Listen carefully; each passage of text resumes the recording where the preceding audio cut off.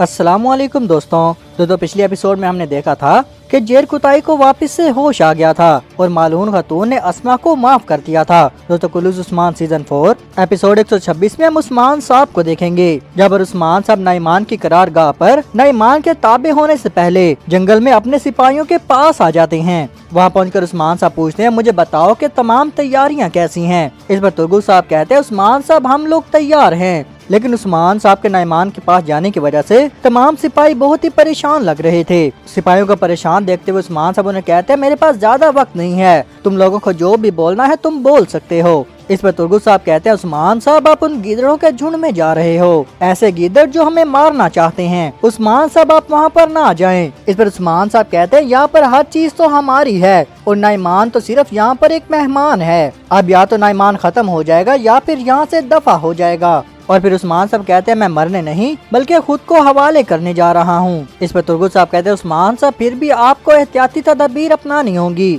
एक छोटी सी गलती की वजह से भी शिकार शिकारी से तब्दील हो सकता है। अगर उस्मान साहब ऐसा हो गया तो फिर हम क्या करेंगे। इस पर उस्मान साहब कहते हैं, हम कोई गलती ही नहीं करेंगे। फिर उस्मान साहब कहते हैं कि अब वक्त आ गया है कि मंगोल कैदियों को रिहा कर दो। फिर उस्मान साहब तुर्गुल साहब को कहते हैं, तुर्गुल साहब मेरी गैर मौजूदगी में अब मेरे सिपाही और मेरी कमान अब आपके हवाले है। ये सुनकर तुर्गुल साहब कहते हैं, उस्मान साहब आपका कलाम मेरी तलवार में गूंजेगा और हम सही वक्त पर आपके बताए हुए मकाम पर होंगे और इंशाल्लाह सब कुछ हमारी मर्जी के मुताबिक ही होगा। फिर जाने से पहले उस्मान साहब अपने सिपाहियों को कहते हैं, सिपाहियों मेरी तमाम ही गलतियां माफ कर देना। सिपाही कहते हैं, उस्मान साहब हम आपको माफ करते हैं। फिर जाने से पहले तुर्गुल साहब उस्मान साहब को कहते हैं, उस्मान साहब आप मोहतात रहना, हमें आगे अभी बहुत कुछ करना है। इस पर उस्मान साहब कहते हैं, तुर्गुल साहब हम अब ये काम खत्म करने के बाद बाकी काम भी जरूर करेंगे। उसके बाद हम नाइमान की करारगाह में देखते हैं, जहाँ पर नाइमान के खेमे में वजीर सावली आ जाता है। फिर नाइमान वजीर सावली से कहता है कि ताजर वही चीज लेकर आएंगे जो हम उन्हें कहेंगे और तुम इन जमीनों में मेरा साम बनोगे सावली।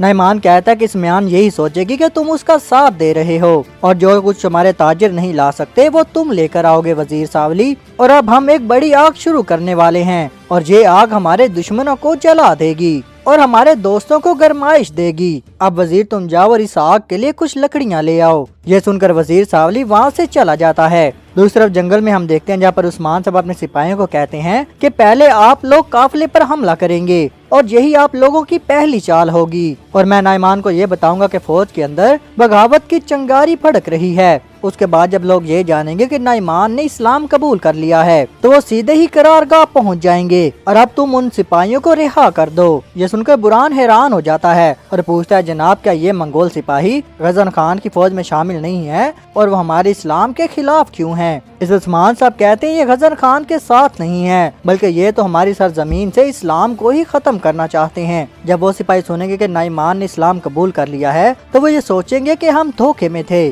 और इस तरह एक बगावत शुरू हो जाएगी। उस्मान साहब कहते हैं, मैं जो कहूँगा वो सब कुछ ही सच हो जाएगा और नाइमान मुझ पर भरोसा करेगा। नाइमान सोचेगा कि मैं उसकी हिफाजत कर रहा हूँ। उसके बाद असल मसला ये है कि वो मुझे अपनी रियासत के बारे में बताएगा, वो रियासत जो नाइमान कायम करना चाहता है। दूसरी तरफ हम नाइमान की करारगाह में नाइमान को देखते हैं। नाइमान अपने तख्त पर बैठता है और कहता है, देखते हैं कि इस्मिहान और उस्मान आग में जलेंगे या फिर इससे गरमाइश हासिल करेंगे। फिर वो अपने कमांडर गोकतलाई से कहता है, गोकतलाई नौकरों को भेज दो, वो नौकर आने वाले काफिले का इस्तकबाल करेंगे। गोकतलाई के जाने के बाद नाइमान का दूसरा कमांडर अंदर आ जाता है और आकर कहता है, उस्मान आ रहा है। यह सुनकर नाइमान खुश होता है और कहता है, उस्मान को आने दो। दूसरी तरफ हम उस्मान साहब को देखते हैं, जो अकेले तन्हा ही अपना घोड़ा भगाते हुए नाइमान की करारगाह में पहुंच जाते हैं। उस्मान साहब अपने घोड़े से उतरने के बाद जैसे आगे की तरफ बढ़ते हैं तो तमाम मंगोल सिपाही उस्मान साहब को घेर लेते हैं और घूर घूर कर देखने लग जाते हैं। मंगोल सिपाही उस्मान साहब पर काफी गुस्सा थे और वो कह रहे थे कि उस्मान तुम बहुत जल्द ही मर जाओगे। मंगोल सिपाही उस्मान साहब बहुत ही गुस्सा थे और उस्मान साहब पर हमला करने की कोशिश भी कर रहे थे,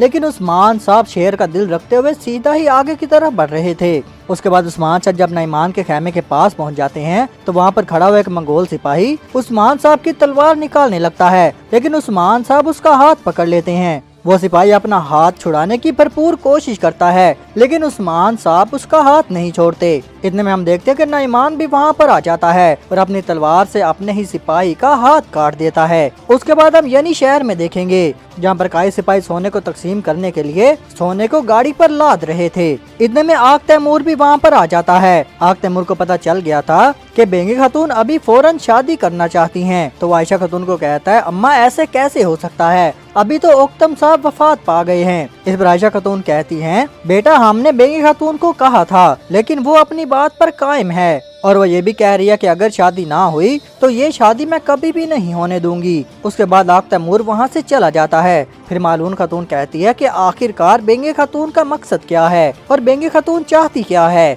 इस पर बाला खातून उन्हें बताने ही वाली थी कि दरअसल बेंगी खातून आग तैमूर को कबीले का सरदार बनाना चाहती है, लेकिन बाला खातून के बताने से पहले ही अलाउद्दीन और उरहान वहाँ पर आ जाते हैं। मालून खातून अपने दोनों बेटों को प्यार करती है और कहती है, सबसे पहले अल्लाह और फिर आप दोनों भाई एक दूसरे की हिफाजत करेंगे, बेटो आप दोनों ही होशियार रहना। फिर मालून खातून बाला खातून को कहती है, बाला खातून चलो अवाम को उनका सोना दिया जाए और हम मिलकर अपने कबीले की मदद करें। फिर बाला खातून और मालून खातून अपने अपने घोड़े पर सवार हो जाती हैं और अवाम में सोना तकसीम करने के लिए वहाँ से चल पड़ती हैं। उधर हम हुसैन को देखते हैं, वो एक जगह पर छुपा हुआ था। वो देख लेता है कि मालून खातून और बाला खातून सोना लेकर जा रही हैं। उसके बाद हम नाइमान की करारगाह में देखेंगे, जहाँ पर नाइमान उस्मान साहब से कहता है, उस्मान अभी तक तुमने मुझे जवाब नहीं दिया, लेकिन अब तुम बोलोगे तो हमें पता चलेगा कि तुम्हारी तलवार हमारे मातहत है या फिर हमारी तलवार तुम्हारी गर्दन पर है। उस्मान ये सुनकर उस्मान साहब कहते हैं कि मेरी तलवार सिर्फ रब के हुक्म के मातहत है नाइमान। हमारा रब हुक्म देता है कि अपने लोगों की हिफाजत करो और अपने लोगों की हिफाजत के लिए ही मैं तुम्हारा साथ दूंगा नाइमान, लेकिन तुम ये बात हरगिज मत समझना कि मैं तुम्हारी तलवार की धमकी से डरता हूँ।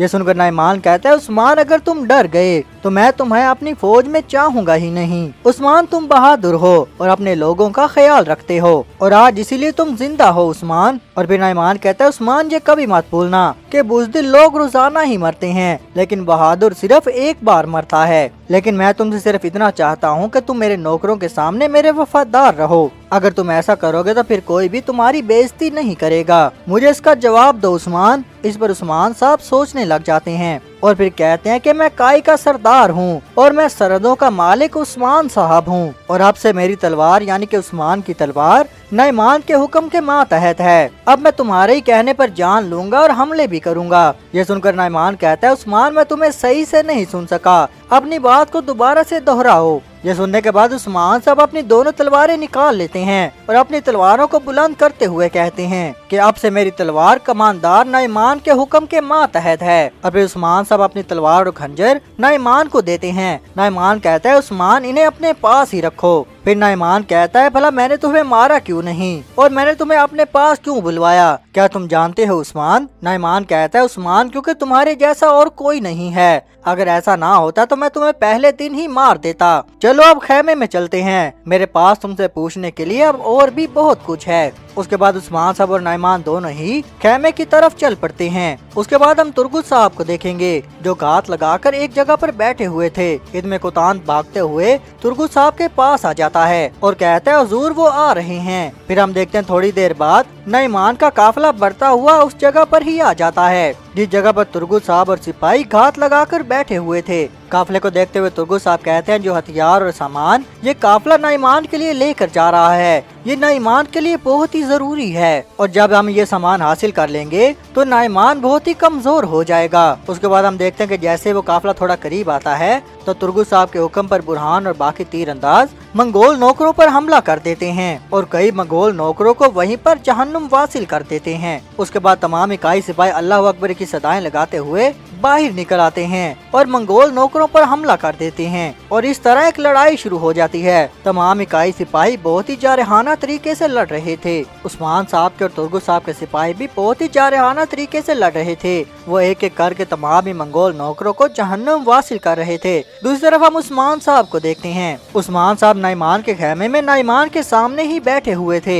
उसके बाद नाइमान कहता है कि मेज को तैयार किया जाए। फिर कुछ खवातीन वहाँ पर खाना लेकर आ जाती हैं और वहाँ पर खाना परोसने लगती हैं। थोड़ी देर में पूरा दस्तरखान सजा दिया जाता है फिर नाइमान के कहने पर उस्मान साहब भी दस्तरखान पर आकर बैठ जाते हैं। उस्मान साहब खाने को ही देख रहे थे। इस पर नाइमान कहता है, उस्मान साहब ये भेड़ खास तौर पर पाली जाती है और सिर्फ मेरे खास जंगजू ही इस भेड़ को खाने के लायक हैं। उस्मान साहब नाइमान का शुक्रिया अदा करते हैं। फिर नाइमान उस्मान साहब को कहते हैं, उस्मान साहब खाना शुरू करो। लेकिन उस्मान साहब थोड़ा हिचकिचा रहे थे। इस पर नाइमान कहता है, उस्मान फिक्र ना करो, इसको एक मुसलमान कसाई ने काटा है। फिर उस्मान साहब बिस्मिल्लाह पढ़कर वो खाना खाना शुरू कर देते हैं और खाने के दौरान उस्मान साहब पूछते हैं, नाइमान अब मुझे बताओ कि मेरे मुसलमान होने से तुम्हें क्या मसला है। इस पर नाइमान कहता है, उस्मान साहब एक फर्मा बरदार मुसलमान मेरे लिए कोई खतरा नहीं है। यह सुनकर उस्मान साहब कहते हैं, तो तुम्हारा गजर खान के बारे में क्या ख्याल है नाइमान? और हकीकत भी यही है कि तुम्हारा हुक्मरान मुसलमान हो चुका है। इस पर नाइमान कहता है कि मैं जिसकी भी क़यादत करता हूँ वो मुसलमान हो सकता है, लेकिन मेरे ऊपर वाला हरगिज मुसलमान नहीं हो सकता। गजन खान ने एक इंतखाब किया है और वो इसकी कीमत जरूर अदा करेगा। तो दोस्तों यहीं पर इस एपिसोड का इख्तिताम होता है। अगर आपको हमारी वीडियो अच्छी लगी है तो लाइक शेयर और सब्सक्राइब करना मत भूलिएगा। आपको मिलते हैं नेक्स्ट एपिसोड के साथ, तब तक के लिए अल्लाह हाफिज।